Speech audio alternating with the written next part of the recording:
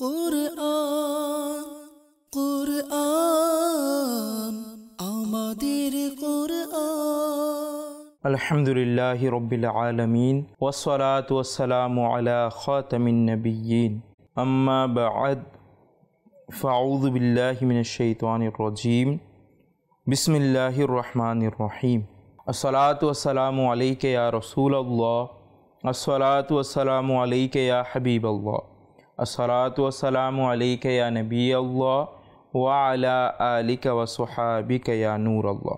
প্রিয় প্রিয় ইসলামী ভাইরা, মদিনী চ্যানেলের দর্শক শ্রোতা, আপনাদের সবাইকে জানাই অনেক অনেক শুভেচ্ছা ও স্বাগতম মদিনী চ্যানেলের ধারাবাহিক অনুষ্ঠান আমাদের কুরআনে।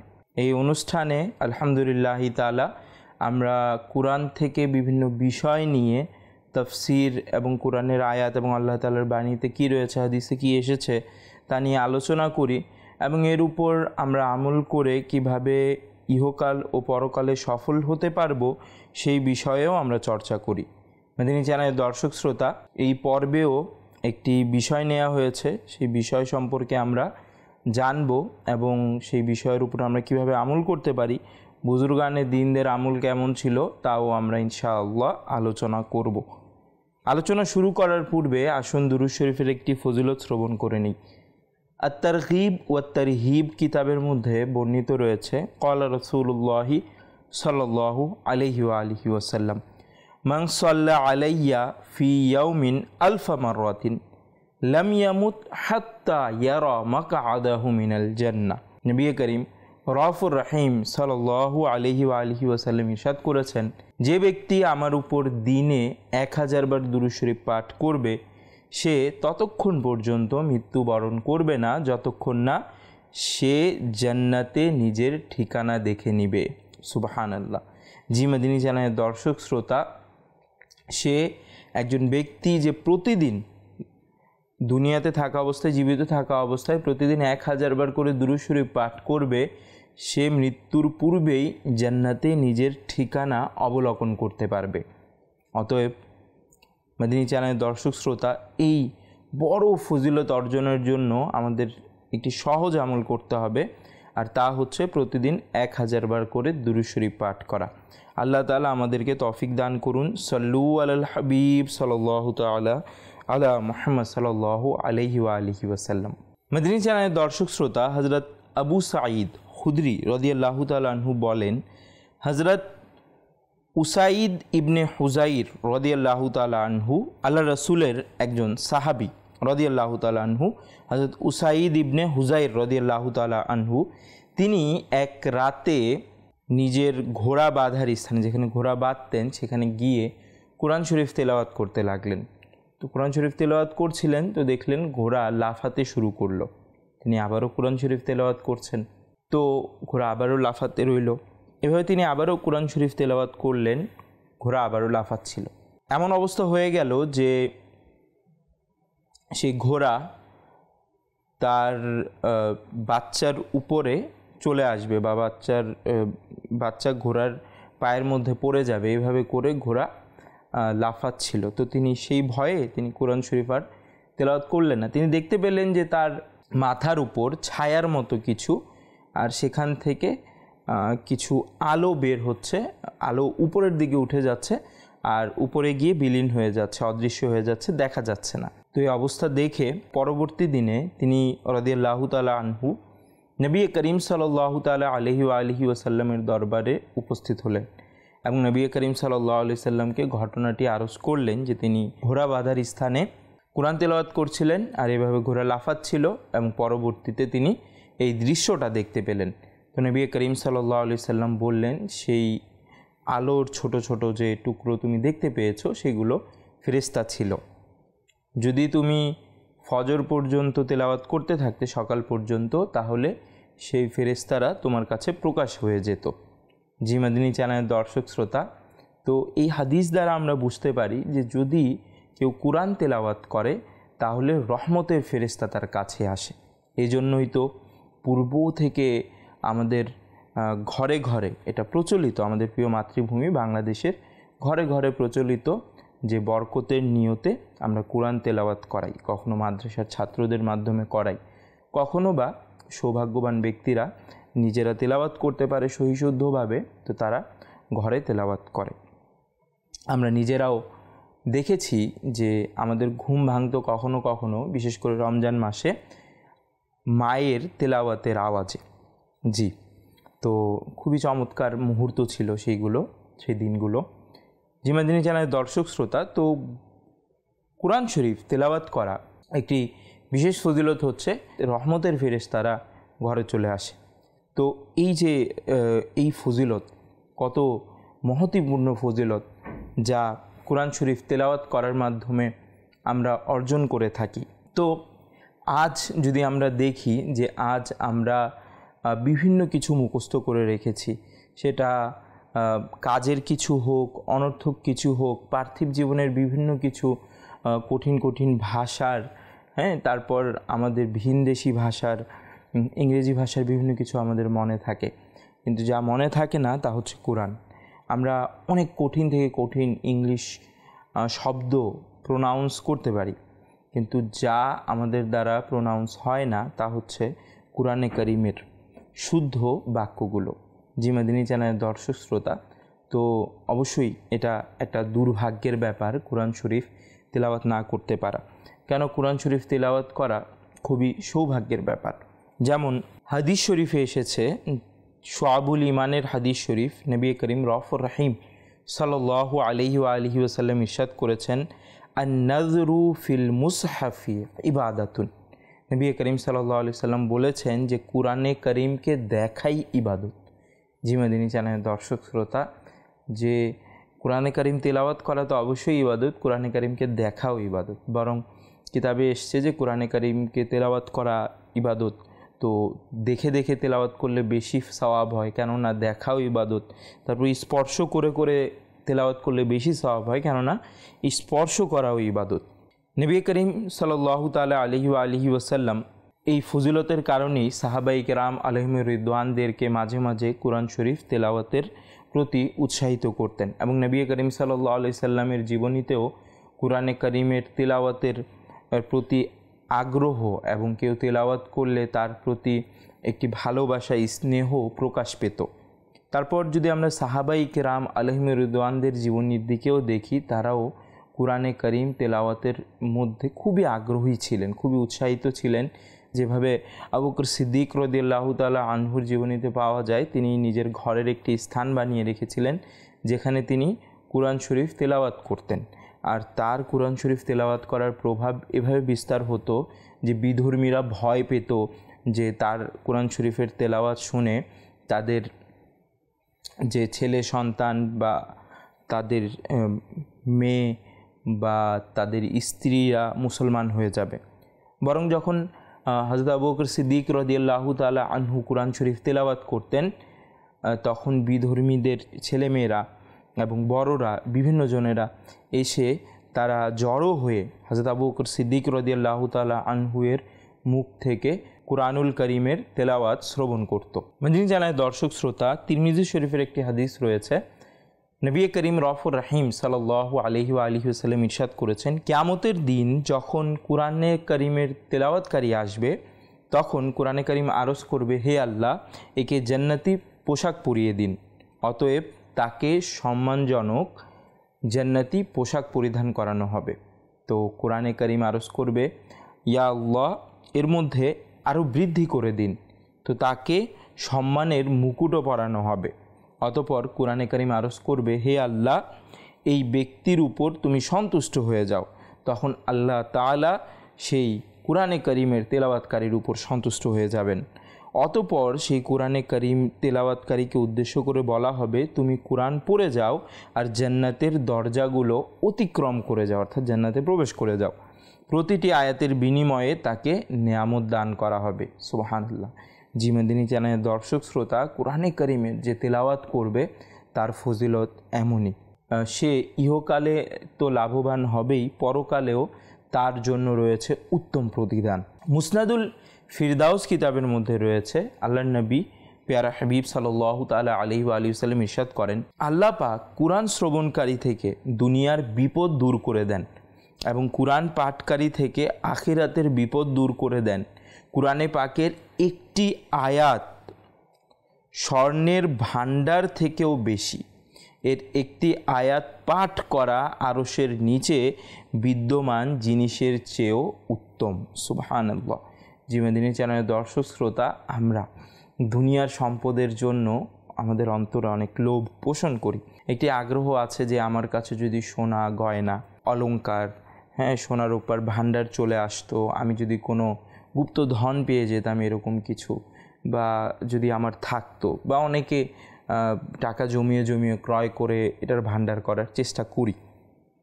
তারপর আরও আমরা অনেক আরামায়েশ চাই দুনিয়াতে, কিন্তু এর থেকে উত্তম যদি আমরা কোনো কিছু চাই, সেটা কি? সেটা হচ্ছে কোরআনে কারিমের তেলাওয়াত করা।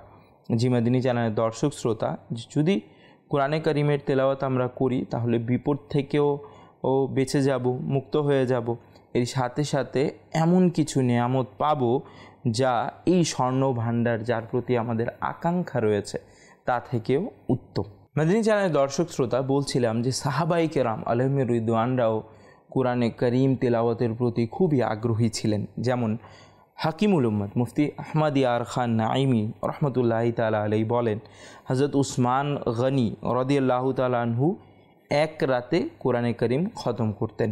হজরত দাউদ আলা নবিয়িনা ওয়া আলাইহিস সালাতু ওয়াসসালাম, যিনি আল্লাহ তাআলার একজন নবী ছিলেন, তার কাছে আল্লাহ তাআলার যে কালামুল্লাহ শরীফ ছিল সেটা ছিল জাবুর। তিনি কয়েক মিনিটেই জাবুর খতম করতেন। হজরত আলিউল মুরতাদা রাদিয়াল্লাহু তাআলা আনহু, তিনি ঘোড়ার উপর যখন আরোহণ করতেন, তখন ঘোড়ার উপর আরোহণ করার সময় দুদিকে দুটি পাদানি থাকে যেখানে পা রাখতে হয়। তো যখন এক জায়গায় একটিতে পা রাখতেন, তো অন্যটিতে পা রাখতে রাখতে তিনি একবার কোরআন খতম করে নিতেন, অর্থাৎ বসা পর্যন্ত। জিমাদিনী চ্যানেলের দর্শক শ্রোতা, এই সংক্ষিপ্ত সময়ে আল্লাহ তাআলা এত বরকত দান করেছিলেন। এটাকে হযরত আলী রাদিয়াল্লাহু তাআলা আনহুর কারামতি বলা হয় যে তিনি এত কম সময়ের মধ্যে কোরআনে কারিমের খতম করে দিতেন, একবার কোরআনে কারিম পড়ে শেষ করে দিতেন, তেলাওয়াত করে নিতেন। কেননা এত কম সময়ে কখনোই পসিবল না। আর এর দ্বারা সাহাবায়ে কেরাম আলাইহিম রিদওয়ানদের, হযরত আলিউল মুরতাদা কারামাল্লাহু তাআলা ওয়াজহুল করিম সহ অন্যান্য সাহাবায়ে কেরামদেরও কোরআনে পাকের তেলাওয়াতের প্রতি, কোরআনুল করিমের তেলাওয়াতের যে আগ্রহ সেটা প্রকাশ পায়। তারপর যদি আমরা দেখি যে অন্যান্য যারা বুজুর্গরা ছিলেন, যেভাবে হযরত সাবিত বুনানি রহমতুল্লাহি তাআলা আলাইহি দৈনিক একবার কোরআন শরীফ খতম করতেন। তিনি রহমতুল্লাহি তাআলা আলাইহি সর্বদা দিনের বেলায় রোজা রাখতেন আর রাতে ইবাদত করতেন। যেই মসজিদের পাশ দিয়ে অতিক্রম করতেন সেই মসজিদে অবশ্যই 2 রাকাত তাহিয়াতুল মসজিদের নামাজ আদায় করতেন। তিনি আল্লাহ পাকের নেয়ামতের কৃতজ্ঞতা প্রকাশ করতে গিয়ে বলেছেন, আমি জামে মসজিদের প্রতিটি স্তম্ভের পাশেই পবিত্র কোরআনের খতম দিয়েছি এবং আল্লাহ পাকের দরবারে কান্নাকাটি করেছি। তিনি নামাজ ও কোরআন তেলাওয়াত করাকে বিশেষভাবে পছন্দ করতেন। তার রহমতুল্লাহি তাআলা আলাইহির উপর আল্লাহ পাকের এত বড় দয়া হলো যে যা শুনলে ঈর্ষা চলে আসে। বর্ণিত রয়েছে, লোকজন যখনই তার রহমতুল্লাহি তাআলা আলাইহির মাজার শরীফের পাশ দিয়ে গমন করত, তখন নুরানি কবর থেকে কোরআনের তেলাওয়াতের আওয়াজ আসতো। জিমাদিনী চ্যানেলের দর্শক শ্রোতা, আমরা বুজুর্গানের দিনদের জীবনীও যদি দেখি, তারা নিজেদের সারা জীবন আল্লাহ তাআলার ইবাদতেই কাটিয়ে দিয়েছে, অতিবাহিত করেছে। তো আল্লাহ তাআলা তাদেরকে এমন মর্যাদা দান করেছেন যে যখন তারা তাদের মাজারে অবস্থান করছে, সেই পবিত্র কবরের মধ্যেও তারা কোরআনে পাকের তেলাওয়াত করা অব্যাহত রেখেছে। কারো কারো ব্যাপারে শোনা যায় যে নামাজ পড়তো তারা মাজারে, নিজেদের কবরস্থানে মাজারে। মাদিনী চ্যানেলের দর্শক শ্রোতা, হযরত শেখ বাহাউদ্দিন জাকারিয়া মুলতানি রহমতুল্লাহি তাআলা আলাইহি একবার রাতের বেলায় নিজের বন্ধুদেরকে বললেন, তোমাদের মধ্যে কি এমন কেউ আছো যে আজ রাতে 2 রাকাত নামাজ আদায় করবে এবং 1 রাকাতে পরিপূর্ণ কোরআন শরীফ তেলাওয়াত করবে? তো সবাই শুনে কেউ সাহস করতে পারল না। তো তিনি নিজেই দাঁড়িয়ে গেলেন এবং তিনি নামাজে দাঁড়িয়ে প্রথম রাকাতের মধ্যে 1 খতম কোরআন শরীফ তেলাওয়াত করলেন। আরও অতিরিক্ত 4 পারা তেলাওয়াত করলেন এবং পরবর্তীতে দ্বিতীয় রাকাতের মধ্যে সূরা ইখলাস পাঠ করলেন এবং নামাজ শেষ করে দিলেন। জি মাদিনী চ্যানেলের দর্শক শ্রোতা, বুজুর্গানে দিন রহমাতুল্লাহি তাআলা আলাইহিম আজমাইন তাদের জীবনীতে এমনই কিছু মহতিপূর্ণ ঘটনা পাওয়া যায়, ঈর্ষণীয় ঘটনা পাওয়া যায় যে তারা আল্লাহ তাআলার ইবাদতের প্রতি কত বেশি আগ্রহী ছিলেন এবং কুরআন শরীফ তেলাওয়াতের প্রতিও তাদের আগ্রহের কোনো ঘাটতি ছিল না। তারা আল্লাহ তাআলার কালামকে খুব ভালোভাবে তেলাওয়াত করতেন। আল্লাহ তাআলা আমাদেরকেও আল্লাহ তাআলার কালামকে তেলাওয়াত করার তৌফিক দান করুক। কোরআনে কারিমের মধ্যে যে আদেশ আহকাম দেয়া হয়েছে তা বুঝার তৌফিক দান করুক। মাদিনী চ্যানেলের দর্শক শ্রোতা, এখানে একটি বিষয় যে শুধুমাত্র কোরআনে কারিম তেলাওয়াত করব এমনটাও নয়, বরং কোরআনে কারিম তেলাওয়াতের পাশাপাশি কোরআনে কারিমের মধ্যে যে আহকাম অবতীর্ণ হয়েছে তা সম্পর্কে আমরা জানব। এর জন্য গ্রহণযোগ্য এবং নির্ভরযোগ্য একটি তাফসির গ্রন্থের নাম আপনাদেরকে বলে দেই, তা হচ্ছে কানজুল ইমান। কানজুল ইমান হচ্ছে কুরআনে পাকের বাংলা অনুবাদ এবং এর সাথে সংক্ষিপ্তভাবে তাফসির দেয়া রয়েছে খাজাইনুল ইরফানের। তো আপনারা চাইলে পার্শ্ববর্তী লাইব্রেরি থেকে কানজুল ইমান সংগ্রহ করতে পারেন। নাম মনে রাখবেন, কানজুল ইমান। এটি খুবই নির্ভরযোগ্য এবং গ্রহণযোগ্য কুরআনে পাকের অনুবাদ। তো এটা আমাদেরকে পড়া দরকার এবং আল্লাহ তাআলা আমাদেরকে কি আহকাম দিয়েছেন তা জানা দরকার। কেননা আল্লাহ পাক কুরআনে কারিমের মধ্যে বলেছেন, ওয়া হাযা কিতাবুন আনজালনাহু মুবারাকুন ফাত্তাবিউহু ওয়াত্তাকু লাআল্লাকুম তুরহামুন। সুবহানাল্লাহ। কানজুল ইমান থেকে অনুবাদ। মহান আল্লাহ তাআলা বলেন, এই বরকতময় কিতাব আমি অবতীর্ণ করেছি, সুতরাং সেটার অনুসরণ করো এবং সতর্কতা অবলম্বন করো যেন তোমার উপর দয়া হয়। সুবহানাল্লাহ। মাদিনী চ্যানেলের দর্শক শ্রোতা, এই আয়াতের মধ্যে কি বলা হয়েছে? তাফসিরে সিরাতুল জিনানের মধ্যে খুবই চমৎকারভাবে এই আয়াতের তাফসির করা হয়েছে। বলা হয়েছে যে আয়াত দ্বারা জানা গেল যে কুরআনে পাকের একটি হক হচ্ছে যেন এই পবিত্র কিতাবের অনুসরণ করা হয় এবং এর আহকামের বিরোধিতা করা থেকে বিরত থাকা হয়। আফসোস, বর্তমানে কোরআনে কারিমের প্রতি আমল করার বিষয়ে মুসলমানদের অবস্থা খুবই খারাপ। আজ মুসলমানরা এই কিতাব প্রতিদিন তিলাওয়াত করার পরিবর্তে তা ঘরের মধ্যে জুজদানের মধ্যে এবং গিলাফের মধ্যে রেখে দেয়। অথচ কি করা উচিত? কোরআনে কারিমের তেলাওয়াত করা উচিত। এক তো তিলাওয়াত করা উচিত, দ্বিতীয়ত কোরআনে কারিমের মধ্যে বর্ণিত আল্লাহ তাআলা যা আমাদেরকে জানিয়েছেন, যে হুকুম আহকাম দিয়েছেন, যে নির্দেশ করেছেন তা পালন করা এবং যে বিষয় থেকে নিষেধ করেছেন তা থেকে বিরত থাকাও হচ্ছে কোরআনে কারিমের হক। আল্লাহ তাআলা আমাদেরকে বুঝার তৌফিক দান করুন। হযরত আল্লামা ইসমাইল হাক্কি রহমতুল্লাহি তাআলা আলাইহি বলেন, আল্লাহ পাকের কিতাবের উদ্দেশ্য এবং এর চাওয়া অনুযায়ী আমল করতে হবে। এমন নয় যে শুধু মুখে উৎসাহ দেয়া, এর পাশাপাশি এর তেলাওয়াতও করুন। এর উদাহরণ এরূপ যে যখন কোনো বাদশাহ তার সাম্রাজ্যের কোনো শাসকের নিকট কোনো চিঠি প্রেরণ করে এবং এতে আদেশ দেয়া হয় যে অমুক অমুক শহরে তার জন্য একটি প্রাসাদ নির্মাণ করে দেয়া হোক, এবং যখন সেই চিঠি সেই শাসকের নিকট পৌঁছে তখন সে এতে দেয়া আদেশ অনুযায়ী প্রাসাদ নির্মাণ না করে তবে এই চিঠিটি প্রতিদিন পাঠ করতে থাকে, তবে যখন বাদশাহ সেখানে আসবে এবং প্রাসাদ পাবে না তখন স্বভাবতই সেই শাসক শাস্তির অধিকারী হয়ে যাবে, কেননা সে বাদশার আদেশ পাঠ করার পরও এর উপর আমল করেনি। তেমনি কুরআনও এই চিঠির ন্যায়, যাতে আল্লাহ পাক তার বান্দাদের নামাজ, রোজা ইত্যাদি আদায় করার আদেশ দিয়েছে। অতএব কী করতে হবে যে আমরা কোরআন শরীফ তো তেলাওয়াত করবই, অবশ্যই করব, এর সাথে সাথে কোরআনে কারিমের মধ্যে যে বিষয়গুলো দেয়া হয়েছে সেগুলোর উপর আমল করব। ইমাম গাজালি রহমতুল্লাহি তাআলা আলাইহি বলেন, একটি আয়াত বুঝে এবং চিন্তা ভাবনা করে পাঠ করা চিন্তা ভাবনা ছাড়া কোরআন পাঠ করার চেয়ে উত্তম। যেমনটা বললাম যে অবশ্যই যখন আমরা কোরআন তেলাওয়াত করব আমাদের কোরআন তেলাওয়াত করা উচিত, জরুরি, এরই সাথে এটাও আমাদের জন্য আবশ্যকীয় যে আমরা যেন কুরআনে কারীমকে বোঝার চেষ্টা করি, আল্লাহ তাআলা আমাদেরকে কী আদেশ দিয়েছেন সেটা জানার চেষ্টা করি। আল্লাহ তাআলা আমরা যা শুনেছি এর উপর আমল করার তৌফিক দান করুক। মাদিনী চ্যানেলের দর্শক শ্রোতা, আগামী পর্বেও এমনই কিছু গুরুত্বপূর্ণ বিষয় নিয়ে আলোচনা করব, তাই আগামী পর্ব দেখার আমন্ত্রণ জানিয়ে বিদায় নিচ্ছি। সল্লু আলাল হাবিব সাল্লাল্লাহু তাআলা আলা মুহাম্মদ সাল্লাল্লাহু আলাইহি ওয়া আলিহি ওয়াসাল্লাম। কুরআন কুরআন আমাদের কুরআন।